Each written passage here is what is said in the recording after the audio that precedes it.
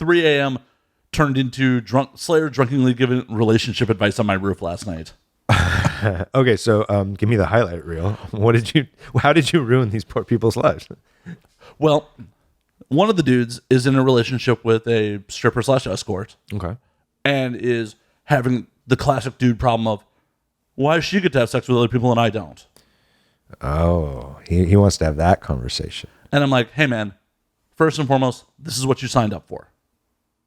If you want to change the dynamic now that you're already in the relationship, you need to have that conversation with her. And if the conversation doesn't go how you want, you need to decide honestly with yourself if this is a deal breaker for you. Because if it's a deal breaker and you need to walk the fuck away, don't ask her to fucking change, because this is what you signed up for. Yeah, that's pretty good advice, Matt. Look at you. Oh, no, I have decent relationship advice. I have horrible taste in women. Well, that's a different conversation. Exactly. Well. Yeah. If you look down the greatest hits, it's like...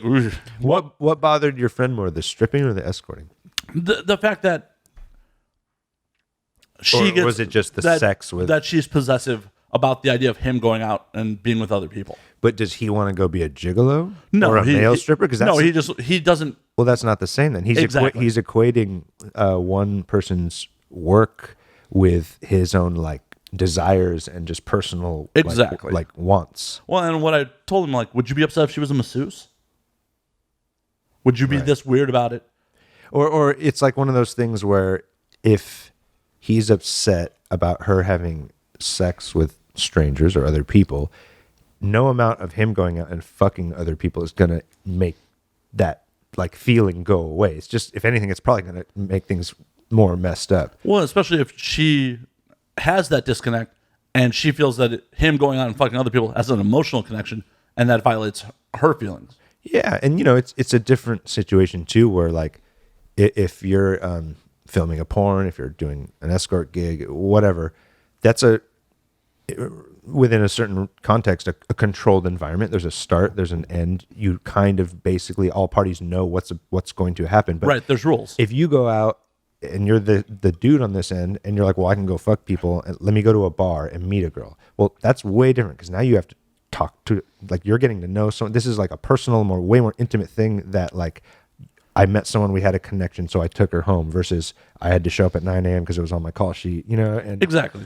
So to your friend, I would say you have to be okay with your partner doing what they do, and if nothing ever changes for you.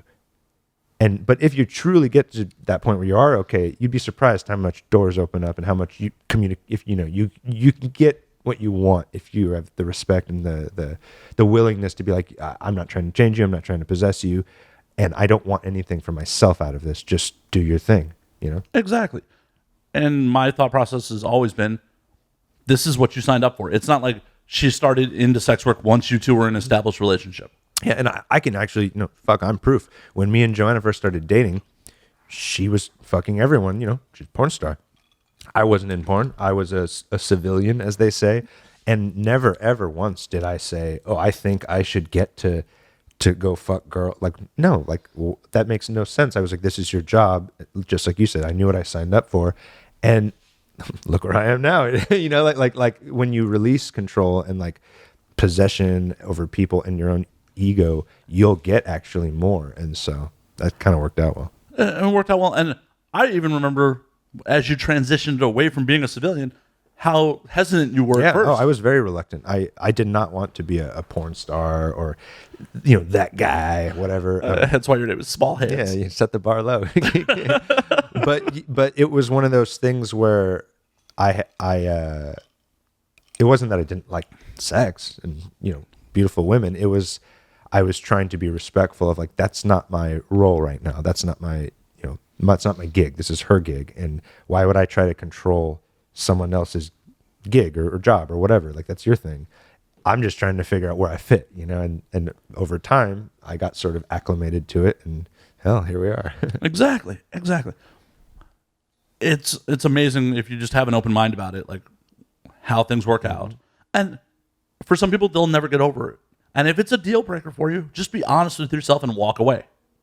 Yeah, if you really care about this person, but there's this one thing you just can't get over, do do the thing that you would do when you care about someone, and that's don't hurt them anymore. And continuing in a relationship that's eating you up alive because of someone's job, that you're going to hurt them eventually, and you're going to hurt yourself. So just you're going to develop resentment over the years. Just it's going to keep building, and it's going to get worse, and that's not good for anybody involved. Yeah. So note to all you dudes out, or any people, it doesn't even matter what genitals or preference you have. If your partner has sex or has any sort of contact, physical or otherwise, for a living, it has nothing to do with you. It's, you have to be a fan enough where you're supportive, and you allow your partner to just flourish at whatever it is they do. And trust me, it'll get reciprocated back to you 10 times over if you truly commit to it.